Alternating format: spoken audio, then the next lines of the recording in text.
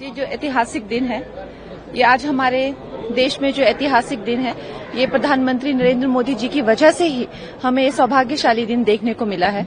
अब आप सोचिए कि इस तरह की कितनी ऐसी व्यवस्थाएं हैं जो देश को जो है आप खुद एक बात कितनी अविश्वसनीय ये बात है कि कोई चीज क्या इस देश में कानून से बढ़ के हो सकती है, जिसपे कानून ही नहीं है, उसको बिल्कुल इम्यूनिटी मिली हुई है।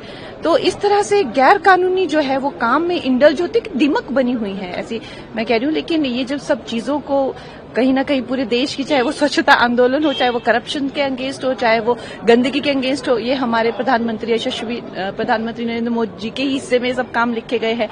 तो सारा देश जो है इस एक उन्मुक्त है कि इतना बड़ा, आप देखिए कि मतलब जितने देशों का एरिया नहीं होता है उतना एरिया जो है उस पर कब्जा किया हुआ है। और अब वो जो है पूरी रेगुलेटेड जो बॉडीज हो गई, चाहे वो डीसी हो गए, कलेक्टर हो गए, वो जो है उन चीजों को जो है अब देख रेख करेंगे सरकार के उसमें। और सबसे बड़ी बात जो है, अगर कोई भी उन्होंने गैर कानूनी काम अगर वो करेंगे तो कानूनी व्यवस्थाएं जो उनको पूछ सकती है।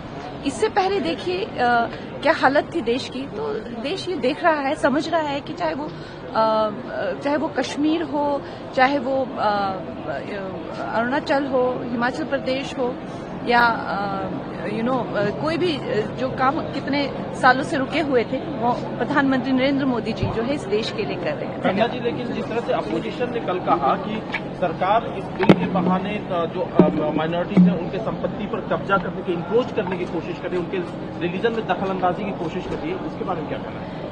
देखिए, ये जो हमारे जो विपक्ष के इसको जितना विस्तृत रूप से बताना था, हमारे होम मिनिस्टर जी ने, किरण रिजिजू जी ने बहुत इलैबोरेट इसको किया हुआ है। मुझे तो नहीं लगता और ज्यादा इलैबोरेट करने की जरूरत है। लेकिन मोटा मोटा बात यही है कि कोई भी व्यक्ति, कोई भी संस्था, कोई भी धार्मिक संगठन जो है वो कानून से, संविधान से ऊपर नहीं है। ये जो बिल है, अगर मोटा मोटा इसका मैं कहूं कि क्या इसकी बॉटम लाइन यही है कि इस देश के संविधान से ऊपर कोई भी नहीं है। तो ये हमें आज ये सौभाग्य प्राप्त हुआ है कि एक दिमक की तरह जो एक करप्शन जो इसको खा गई थी और देश को खा रहा था, अब हमारा देश इससे भी मुक्त हो जाएगा।